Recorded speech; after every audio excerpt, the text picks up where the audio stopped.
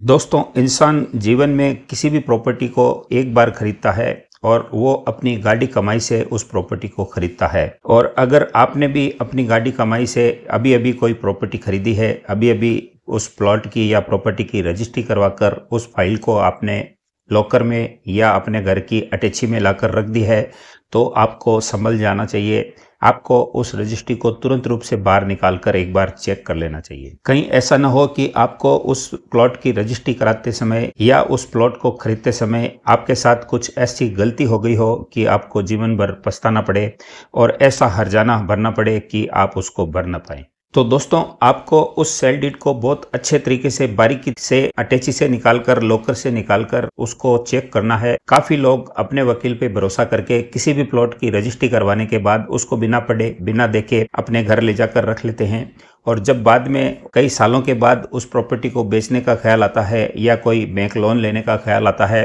और जब हम उस रजिस्ट्री को चेक करते हैं और हमें जब पता चलता है कि इसमें ये कमी रह गई थी और उस कमी को अब हमें दुरुस्त करवाना है, तो हमें पसीने आ जाते हैं, हमारी हालत पतली हो जाती है। किसी भी प्लॉट की रजिस्ट्री कराने के बाद उसको रीड नहीं करना हमारे जीवन की सबसे बड़ी गलती साबित हो सकती है और उसका हर्जाना इतना हमको भरना पड़ सकता है जिसको हम चुका न पाएं और हो सके तो इस काम को हम कर ही न पाएं। तो इन सब बातों से बचने के लिए आपको सबसे पहले अपनी रजिस्ट्री को चेक करना है। उसमें अपना नाम चेक करना है, आपके पिताजी का नाम चेक करना है, आपकी उम्र सही लिखी गई है इस बात को चेक करना है, आपका एड्रेस, वर्तमान पता और स्थायी पता, ये सारी चीज़ें आपको चेक करनी है। आपके पैन कार्ड के, आधार कार्ड के जो नंबर आपने दिए थे वो चेक करने हैं। ये तमाम सारी बातें आपको अपनी रजिस्ट्री में चेक करनी है। ऐसा नहीं है कि लॉयर रजिस्ट्री करवाने से पहले आपको ड्राफ्टिंग चेक नहीं करवाता होगा, आप चेक करते हैं, लेकिन जल्दबाजी में वो चेक की जाती है और जब वो रजिस्टर्ड हो जाती है उसके बाद तो वो परमानेंट रजिस्ट्री हो जाती है। और उसके बाद उसमें अगर कोई गलती रह गई और अनजाने में उस रजिस्ट्री को हमने घर ले जाकर रख लिया, तो बाद में पछताने के अलावा हमारे पास कोई रास्ता नहीं रहेगा। इसके अलावा आपकी रजिस्ट्री में आपको ये चेक करना है कि जहाँ जहाँ पर सब रजिस्ट्रार के हस्ताक्षर होते हैं, सील लगती है, तो वहाँ पर प्रॉपर तरीके से हस्ताक्षर और सील हर पेपर पर लगी हुई है या नहीं है, इस बात को आपको चेक करना है। इसके साथ साथ आपकी प्रॉपर्टी या जो प्लॉट है उसका मैप होता है, मैप पर भी सब रजिस्ट्रार के साइन और सील लगी हुई है या नहीं है। प्लॉट का जो माप और एरिया लिखा हुआ है वो प्रॉपर तरीके से लिखा हुआ है या नहीं है। आपके प्लॉट के आस पड़ोस उसमें शो किए हुए हैं या नहीं है। उस प्लॉट की जो दिशा है वो दिशा उसमें प्रॉपर तरीके से मेंशन की गई है या नहीं है। और आपके प्लॉट के आगे रोड कितने फीट है उसको वहां पर दर्शाया गया है या नहीं दर्शाया गया है, इस बात को भी आपको चेक कर लेना चाहिए। दोस्तों, कई बार अनजाने में ऐसा हो जाता है कि नक्शा किसी और प्लॉट का लग जाता है या हमारे प्लॉट के सामने रोड 40 फीट होती है और अंकित 30 फीट हो जाती है। तो ये गलतियां होना सामान्य है और इस प्रकार की गलतियों से बचने के लिए हमको हमारी सेल डीड को या रजिस्ट्री को चेक कर लेना चाहिए। इसके अलावा कई बार ये गलती भी रह जाती है कि आपके प्लॉट का जो भी माप है, जो भी साइज है, तो वो स्क्वायर मीटर में या स्क्वायर यार्ड में या स्क्वायर फुट में लिखी जाती है। तो कई बार उसको लिखने में गलती हो जाती है। अगर फिट में लिखना है तो कई बार सिर्फ स्क्वायर यार्ड या स्क्वायर मीटर में ही लिख दिया जाता है। तो प्रॉपर साइज प्लॉट की रजिस्ट्री में मेंशन की गई है या नहीं की गई है, इस बात को भी आप जरूर चेक करें। दोस्तों, मैं आपको रजिस्ट्री को होते ही चेक करने का इसलिए कह रहा हूं कि रजिस्ट्री होते ही सेलर आपके संपर्क में रहता है और उस वक्त उस गलती को सुधारा जा सकता है। लेकिन कई सालों के बाद अगर आपने उस गलती को पकड़ा और उसके बाद आपको लगा कि अब हमें इसको सुधारने की जरूरत है, तो उसके लिए करेक्शन डीड अलग से बनानी पड़ती है, सेलर को अलग से ढूंढ कर लाना पड़ता है और हो सकता है उस कंडीशन में सेलर आपको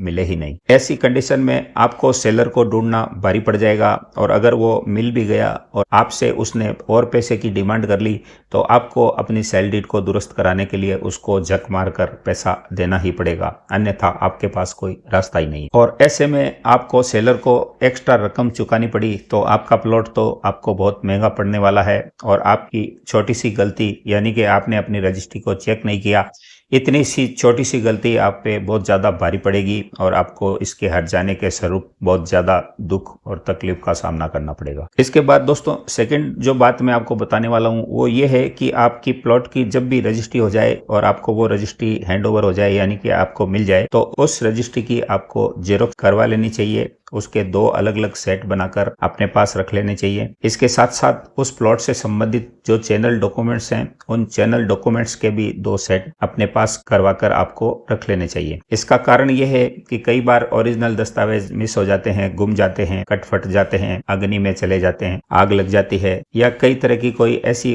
परिस्थिति आ जाए, तो अगर आपके पास जेरोक्स कॉपी होगी तो वो पेपर आप वापस से डुप्लीकेट निकलवा सकते हैं। इसके अलावा अगर आपको किसी को फोटोकॉपी देने की जरूरत भी पड़ेगी तो आपको मूल फाइल से छेड़छाड़ करने की जरूरत नहीं पड़ेगी, आपके पास जेरोक्स होगी, उससे आपका काम निकल जाएगा।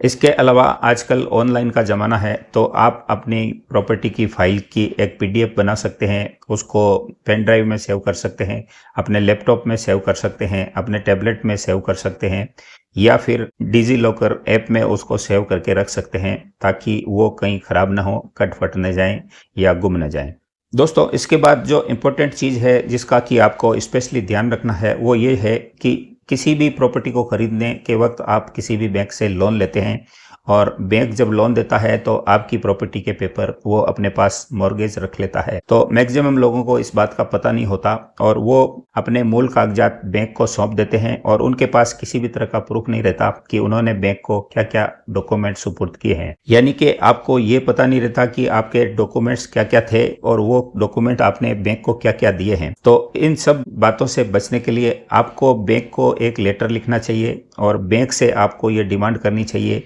कि आपसे हमने लोन लिया है और आपको हमने हमारी प्रॉपर्टी के पेपर सुपुर्द किए हैं, तो हमने आपको क्या क्या पेपर सुपुर्द किए हैं उसकी आप अपने लेटर पैड पे हमें एक लिस्ट बनाकर दीजिए, जो कि लिस्ट ऑफ डॉक्यूमेंट कहलाती है। तो वो लिस्ट ऑफ डॉक्यूमेंट्स आपके पास इस बात का सबूत रहेगा कि आपने बैंक को ये दस्तावेज सुपुर्द किए थे, और वो दस्तावेज वापस लेते समय आप उस लिस्ट ऑफ डॉक्यूमेंट से मिलान कर लेंगे, तो आपका कोई भी पेपर इधर उधर नहीं होगा, मिस नहीं होगा। दोस्तों, रियल एस्टेट के 22 साल के मेरे कैरियर में मैंने कई ऐसे लोगों को देखा है कि उनको ये नहीं पता होता कि उनके पास जो प्रॉपर्टी है उसके क्या क्या डॉक्यूमेंट्स ओरिजिनल उनके पास है, या क्या क्या डॉक्यूमेंट उन्होंने मॉर्गेज के तौर पर बैंक में रखे हैं। उनको इस बात का बिल्कुल भी पता नहीं होता, और जब उनसे कोई डॉक्यूमेंट्स मांगा जाता है तो वो अनभिज्ञता जारी कर देते हैं। उनको पता ही नहीं होता कि वो डॉक्यूमेंट्स भी होता है या उनके पास होना चाहिए। तो ऐसी कंडीशन में अगर लिस्ट ऑफ डॉक्यूमेंट्स आपके हाथ में होगा तो आप उस लिस्ट ऑफ डॉक्यूमेंट्स को बता सकते हैं कि ये ओरिजिनल डॉक्यूमेंट्स मेरे पास हैं,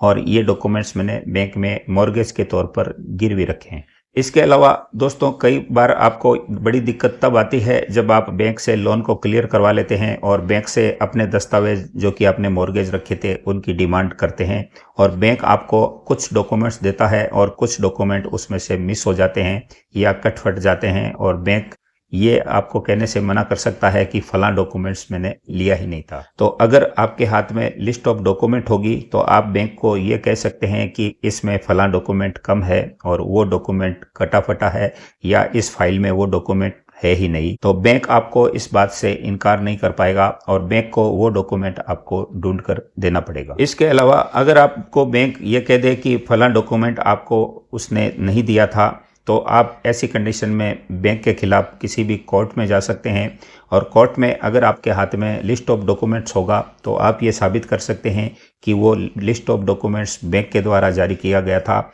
और वो बैंक की एक तरह से डॉक्यूमेंट को रिसीव करने की रिसिप्ट थी। तो बैंक को ये डॉक्यूमेंट दिए गए थे, लेकिन वापस देने की जगह पर बैंक ने वो डॉक्यूमेंट्स नहीं दिए हैं। तो ऐसी कंडीशन में आप बैंक पर दावा कर सकते हैं और हर्जाने के तौर पर आप उससे उसकी भरपाई करने को कह सकते हैं। इसके बाद दोस्तों, जिस बात का आपको ख्याल रखना है वो ये है कि जब आपने किसी भी प्रॉपर्टी को खरीदने के बाद उस प्लॉट की रजिस्ट्री अपने नाम से करा ली, तो वो रजिस्ट्री किसी भी प्रॉपर्टी का आखिरी दस्तावेज नहीं है। ये मैं अपने पूर्व के कई वीडियो में बता चुका हूं। आपको अपने प्लॉट की रजिस्ट्री होने के बाद जिस निकाय से वो प्लॉट जारी किया गया है उस निकाय में जाकर उस प्लॉट का नामांतरण या दाखिल खारिज या म्यूटेशन जिसको बोलते हैं, वो अपने नाम से करवा लेना चाहिए, ताकि जिस निकाय की वो प्रॉपर्टी है उस निकाय में आपका नाम चढ़ सके और उस निकाय में उस प्रॉपर्टी के मालिक आप बन सके। इसके अलावा आपको अपने प्लॉट की बिजली का कनेक्शन है तो उसमें अपना नाम चेंज करा लेना चाहिए, पानी का कनेक्शन है तो उसमें नाम चेंज करा लेना चाहिए,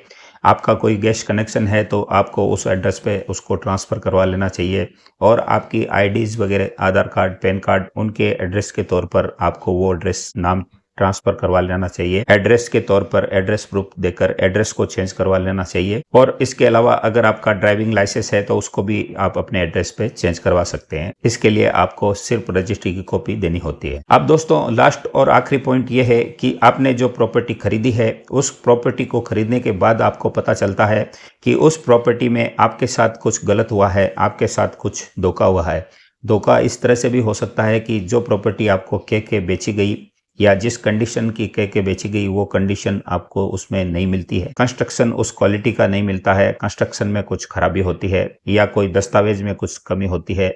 और उसका पता आपको बाद में चलता है। या ऐसा होता है कि उस प्रॉपर्टी पर कुछ लोन वगैरह लिया हुआ होता है, कोई ड्यूज वगैरह बकाया होते हैं और इन सब बातों का पता आपको रजिस्ट्री कराने के बाद पता चलता है और आपको ऐसा लगता है कि आपके साथ धोखा हुआ है, आपको ठगा गया है, तो आप परेशान हो सकते हैं। तो ऐसी स्थिति में आप ये तो नहीं कर पाएंगे कि उस प्लॉट को उस व्यक्ति को वापस से सुपुर्द कर दें, उसके नाम से वापस से रजिस्ट्री करा लें और अपना पैसा ले लें। ये बात यथार्थ में संभव नहीं लगती है और ऐसा होता भी नहीं है। तो इससे बचने के लिए आपको अपने किसी लॉयर की मदद लेनी चाहिए या किसी जानकार प्रॉपर्टी डीलर से मिलकर आपको उस व्यक्ति से बात करनी चाहिए और आपको जो आपके साथ गलत हुआ है, जो धोखा हुआ है, उसके बारे में उससे अच्छे तरीके से बात करनी चाहिए। और अगर वो आपकी भरपाई करने को तैयार हो जाता है तब तो ठीक है, अन्यथा आपको किसी लॉयर की मदद लेकर उसको एक 7 दिन का नोटिस देना चाहिए और उसमें आपको ये बताना चाहिए कि आपके साथ ये धोखा हुआ है, ये कमिटमेंट किया गया था